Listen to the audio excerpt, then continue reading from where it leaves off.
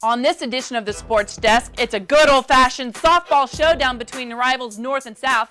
A win puts one team on top of the other in the Pioneer League race. On the volleyball court, the South Spartans take apart the team that kept them away from the CIF crown. You gotta see this. In another revenge matchup, who was the right-hand man behind the Tartars' game against the Eagles? Well, you gotta watch it and see. Get fired up, Sports Desk peeps. It starts right now.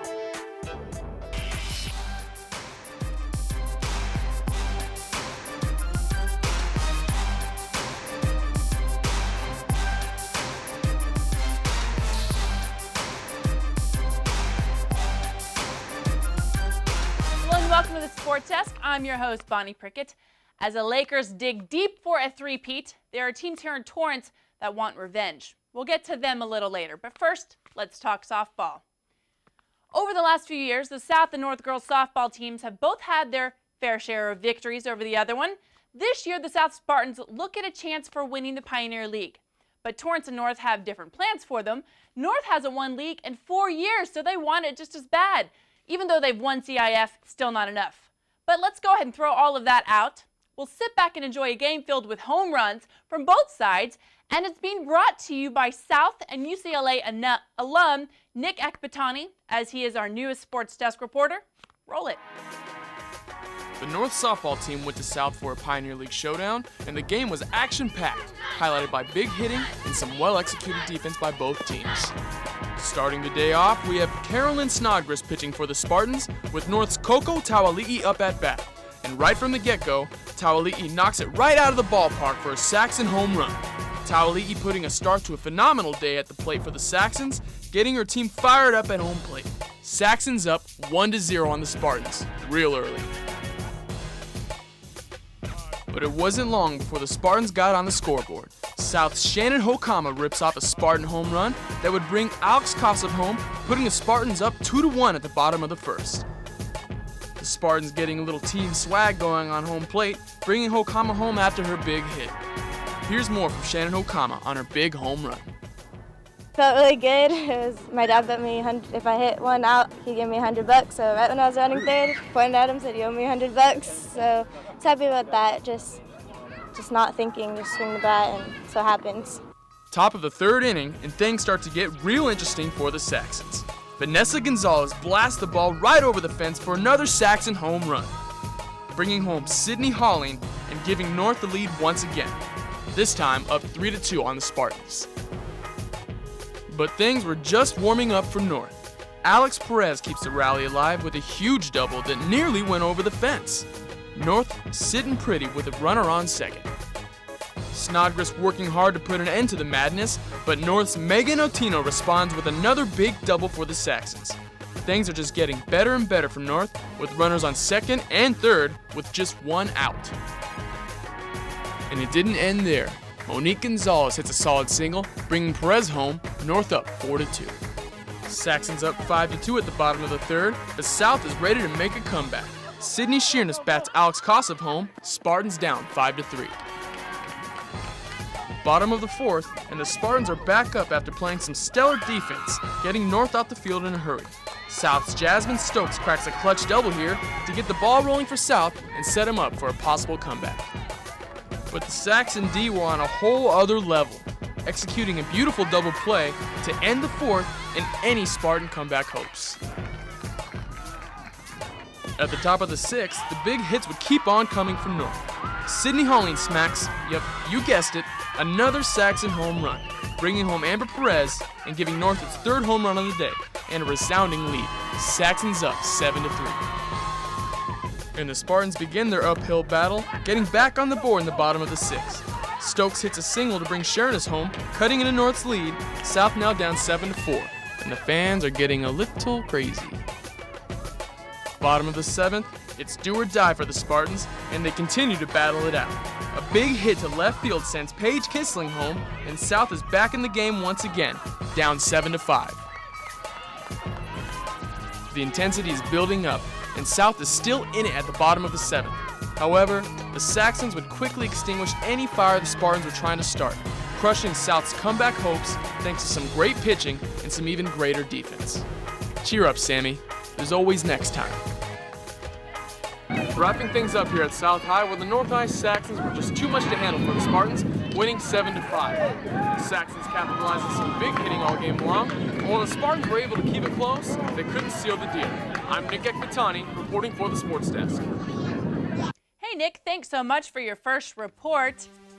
And you see this 5-7 win sparks an interesting run for the top spot in the Pioneer League. It's really only just getting started.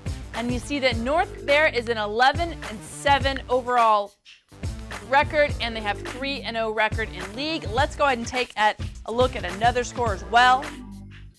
South pulled it off as its second Pioneer League win against Centennial from Compton, winning big at 13-0. This win brings them to 500 in league with big games against Gundo and Torrance this week. And we'll take a look at how the other teams shook out. The Lady Tartars, they had a busy week, doing nothing short of kicking the tail out of Centennial with the first win 14-0, and then topping it at the 17-0, bringing their league record to 3 wins, no losses. But they also played in the ultra-competitive Loara tournament. They beat Cerritos by a single run, 4-3, getting them to the final game and going up against Downey, whose overall record, by the way, is 23-1. It proved a little bit harder for the Tartars. They lost 3-0, but improved their play for what's sure going to give them a taste of the CIF and get them ready for the postseason. Their overall record stands at 10-7. Moving over to the Bay League, the Lady Warriors league season is proving to be a difficult task to get through. With 2 losses against Costa and PV, the playoffs might be a hard fight. It's not over yet, though. They can pull off victories this week against Lusinger and Redondo that will help their momentum and in the league standings. The Lady Knights' playoff hopes aren't looking too good either. With a loss to Bishop Amat, their Del Rey League record shows only 1 win. And that's it for the softball scores, but there's more coming your way. Coming up after the break, the Tartars baseball team goes up against the Eagles of the Gundo. Does El Segundo still have Torrance's number this season? Stick around to see. Our nation's future depends on what we do today to prepare our young people for productive and fulfilling lives. All of us need to get involved to help kids stay focused and stay in school. We must become a nation of graduates. One way for you to help is to volunteer as a mentor. Think of a mentor as a guide, someone who is there to listen, to offer encouragement, and to help a young person stay on the path to success. Each of our children has hopes and dreams for their future. Help them get there. Become a mentor. Hi, I'm Jenny Garth.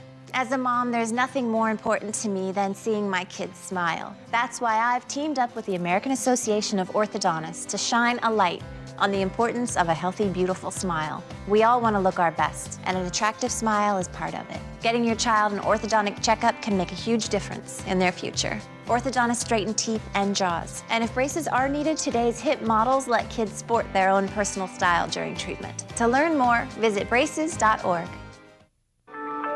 Will I always be working weekends just to stay out of debt? Is a great college for our kids? Out of the question? Is the American dream Out of our reach? Not if we can help it. We're the National Endowment for Financial Education, a nonprofit organization dedicated to helping people just like you get smart about their money. Log on to smartaboutmoney.org today and start taking control of your financial life. Welcome back. It's baseball time now. The Torrance Tartar baseball program is one of the premier clubs in the South Bay, but so is El Segundo.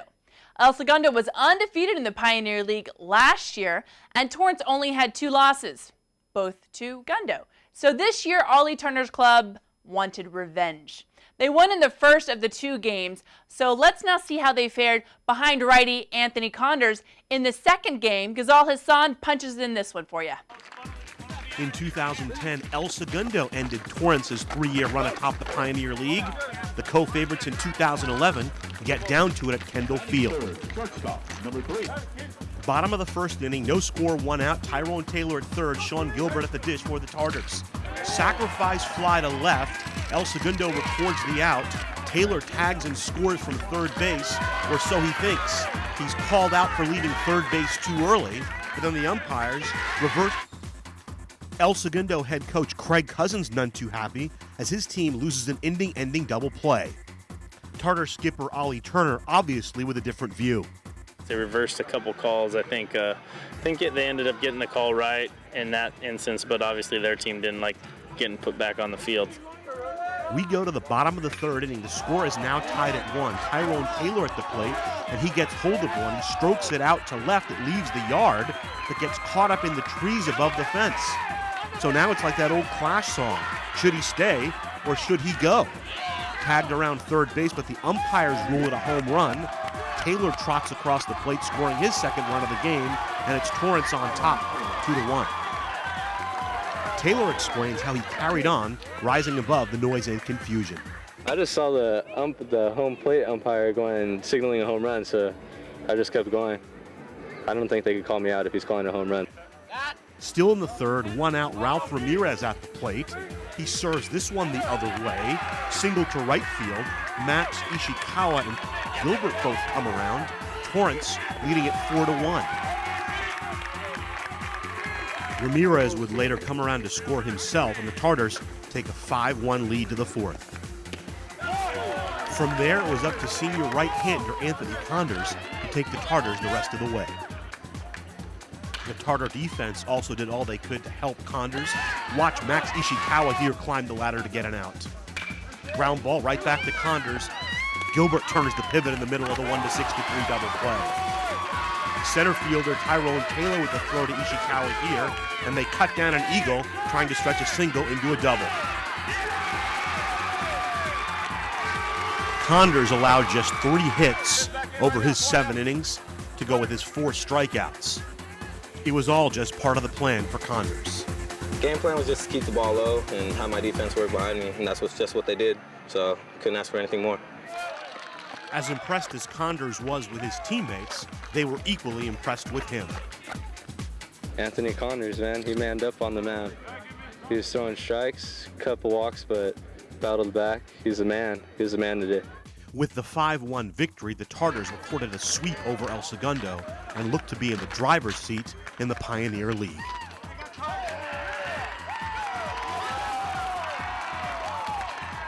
We know going in that, playing South is going to be tough, and that's right out the gate, first league game. So, we're 6-0 right now. We got to play Lawndale, we got to play North, and we know that North is improved and they're feeling good. So, we're going to try to be ready on those days, but we feel good about where we're at right now. So, we're going to try to close it out and be the league champs. Reporting for the Sports Desk, Ghazal Hassan. Thanks, Mr. Hassan, for the wrap-up, and congrats to Torrance for the win over the Eagles. Condors pitched a heck of a game. It's a 3-hitter game with 4 strikeouts. Tyrone Taylor was the other standout of this particular game because there are a lot of standouts on the team. And he had a homer in the trees, and he was 2 for 3 at bat, and you almost can't get out of a Tartar game without mentioning Ralph Ramirez. He's always doing something. He brought him home when it mattered. And the Tartars also played the Eagles earlier in the week and in the Redondo tourney. Let's take a look at those scores. They beat Gundo 5-2 for a series sweep. That's very sweet, I gotta say. And the best part of it was winning against Redondo in the semifinal game in the Redondo tournament. They didn't just beat them, they creamed them. 16 hits in the game, and apparently they were all singles. Gives them an 11-1 win. That win takes them to the final game at Redondo on Saturday the 30th against Bishop Amat.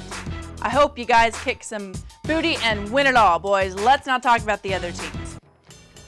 The South Spartans had a nice week too. Pretty easy wins against Lawndale. Game 1, 13-3, and Game 2, closer to 4-0 victory, and they kept some gas in the tank for the win against Culver City. It's all part of the ongoing Redondo tournament. The score was 4-1. The Spartans head back into league play this week with a 2-2 record. They will match up against North. Speaking of, let's see how the Saxons did last week. They are feeling pretty good with 2 solid wins against Centennial. These were must-win games if they want a chance at postseason play.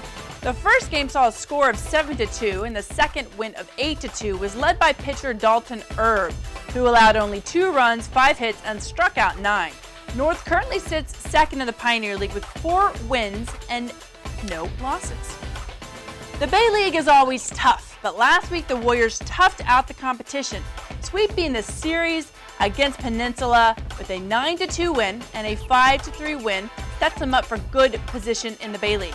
1-run win over Santa Monica. Johnny Palmer had 3 ribbies in the consolation game, and their overall record is 11-10 and that 1 tie. The Warriors play evenly matched Redondo this week. The Knights needed a couple of wins. Thank goodness they got them last week, beating LaSalle by 5-1. And perhaps the best win was the St. Paul Easter tournament game, where they really pumped up the team more, beating Salesian 6-4. Johnny McLaughlin went 4 for 4 and had 3 ribbies in that game. So all of those tournament games are getting the teams ready for the Pioneer League race. Course League's already started, but this race is just beginning. Be sure and go out and support your teams that are still in the tournaments. And we want to see who has the biggest fans. So if you have more love for your particular team than other Torrance teams, let us know how you show your love. And you can be sure to catch the info to get in contact with us at the end of the show. And let's go ahead and talk about what's coming up after the break. We go to the volleyball court. Got to check out the hottest and the highest ranked team in Torrance. Don't go anywhere. It's coming up.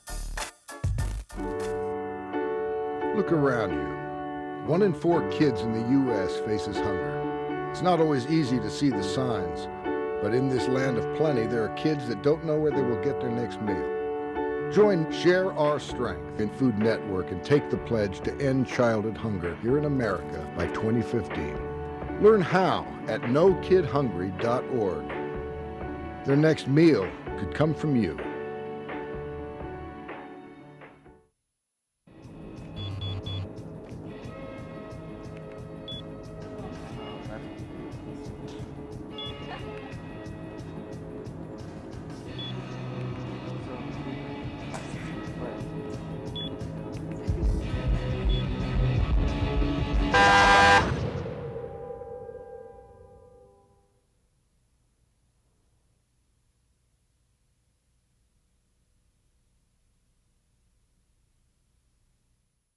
Are you playing a dangerous game with the future of America's citrus? Move a citrus plant, and you could be spreading a disease that kills citrus. On its own, the disease can't move far, but in a car, an infected plant can travel miles. Move a citrus plant, and it could be game over for our citrus. Now it's your turn. Please, don't risk citrus. Don't move citrus. Learn more at SaveOurCitrus.org. A message from the USDA. Hi, my name is Luke Walton, and you're watching CitiCABLE 3. Welcome home. Hopefully that Luke Walton Sportsdesk shout-out will give the Lakers some good karma. South Torrance is looking for retaliation against Pioneer League foe El Segundo. Why? Well, the Eagles beat them in 3 matches last year, one of them being the CIF final game. So even though Gundo graduated its biggest star, Hunter Hovland, they are still a formidable opponent. It's hard to name one particular standout on this year's Spartan squad because everybody gives it on the court, every game. Let's just see how they fared against El Segundo. This story is being brought to you by Karen Bright. In a rematch of last year's CIF Finals, the 19-5 South Spartans hosted the 8-4 El Segundo Eagles, matching up for the first time this season. Last year, the teams met 3 times with South unable to overtake El Segundo. In their first meeting of this season, there was no doubt that defeating the Eagles was a monkey the Spartans were trying to get off their back. South gets it started in Game 1 with the early lead. El Segundo keeps it close, but the Spartans pull away from the Eagles by mixing up their shots. South maintains their focus and intensity and take Game 1, 25-18.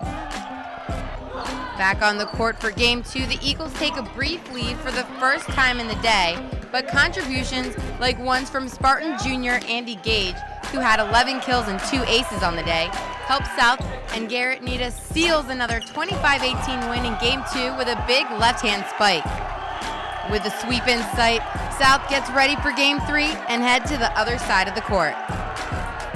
In Game 3, El Segundo shows visible frustration towards the team that couldn't beat them last year, and it starts to affect their game.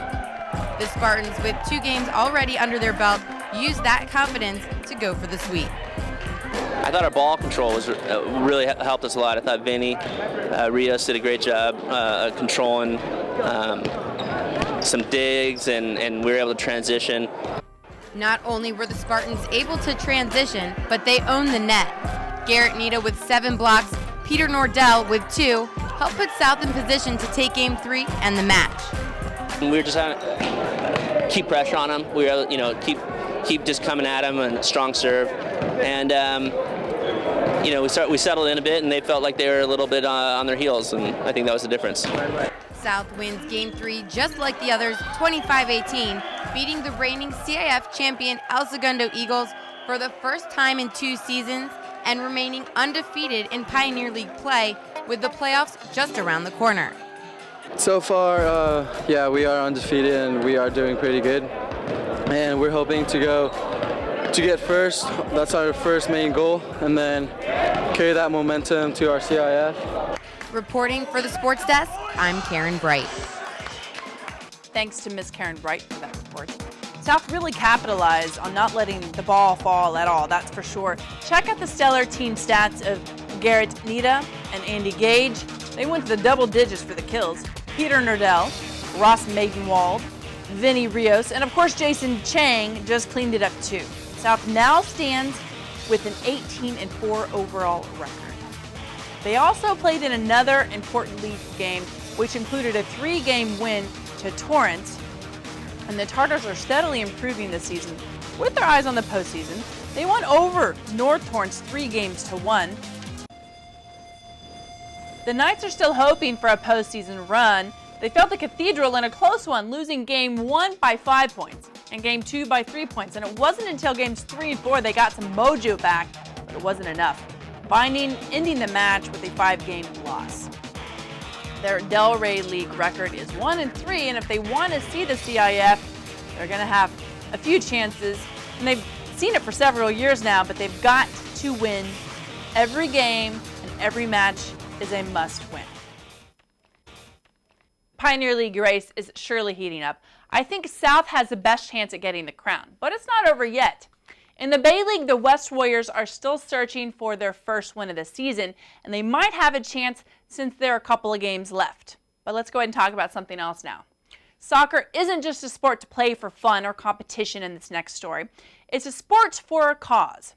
A local soccer player dies of melanoma cancer, and we learn that her story stands for a reason to learn and play. We also follow CitiCABLE reporter Amy Davis as she goes to Soccer City since it's all about a kick for a cure. People from all over the South Bay came to Torrance's Soccer City to play in a Kick for the Cure soccer tournament in memory of Michelle Renee Simonson.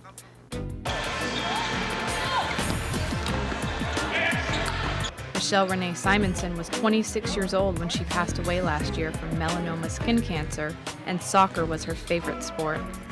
I know she's not here, but she would love this. She loved playing soccer, no matter what, especially in the rain. It was no secret, that Michelle loved soccer. She lived, breathed, and ate soccer, and this is her passion. Always was. The tournament was organized by Simonson's friend, Heather Silver. It is her way of paying tribute to her friend while spreading awareness about the cancer that cost her her best friend. You don't hear a lot about melanoma. You just don't. You hear about all the other cancers, which is great, but melanoma is the highest cancer that's killing people, especially between women from 25 to 35, and you don't hear a whole lot about it.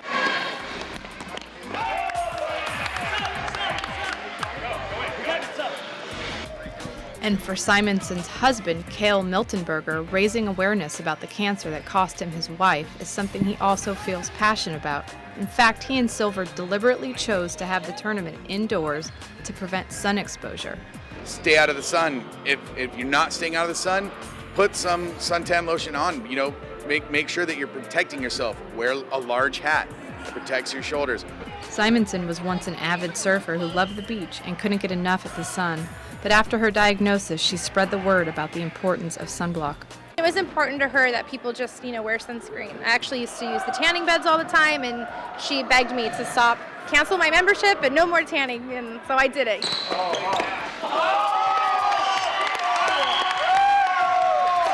The event honored Simonson and the free-spirited, fun-loving person that she was, a girl who knew all about having fun.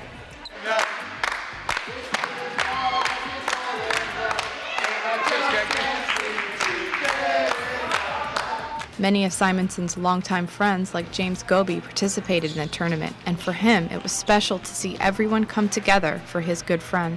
I feel that right now is a time for everyone who kind of drifted in her life to come together as one and really support the cause and support Michelle.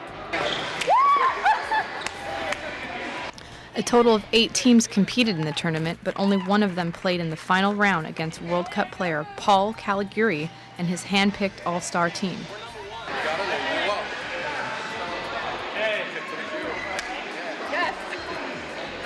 Miltenberger and Heather hope that through Michelle's story, they can prevent others from losing a loved one to a very preventable cancer.